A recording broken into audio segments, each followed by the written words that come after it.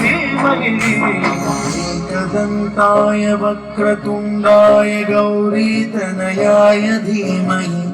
गजेशानाय भालचन्द्राय श्रीगणेशाय धीमहि एकदन्ताय वक्रतुण्डाय गौरीतनयाय धीमहि गजेशानाय भालचन्द्राय श्रीगणेशाय धीमहि गानचतुराय गानप्राणाय गानान्तरात्मने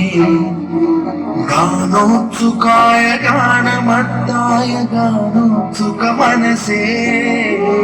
गुरुपूजिताय गुरुदैवताय गुरुकुलस्थायिने गुरुविक्रमाय तुह्यप्रवराय गुरवे गुणगुरवे क्षेत्रे गुरुधर्म सदाराध्याय गुरुपुत्र परित्रात्रे गुरुपाखण्ड खण्डकाय गीतसाराय गीततत्त्वाय गीतगोत्राय धीमहि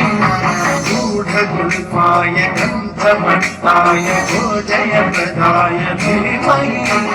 गुणातीताय गुणाधीशाय गुणप्रविष्टाय धीमहि एकदन्ताय वक्रतुण्डाय गौरीतनयाय धीमहि गजेशानाय भालचन्द्राय श्रीगणेशाय धीमहि एकदन्ताय वक्रतुण्डाय गौरीतनयाय धीमहि गजेशानाय भालचन्द्राय श्रीगणेशाय धीमहि